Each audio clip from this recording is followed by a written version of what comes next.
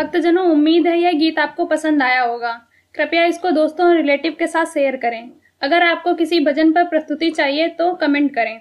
हम आपके लिए इस चैनल पर उस भजन को प्रस्तुत करने का प्रयास करेंगे। अगर आपने हमारे YouTube चैनल को सब्सक्राइब नहीं किया है तो तुरंत सब्सक्राइब करें और बेल आइकन दबाना बिल्कुल ना भूलें। धन्यवाद।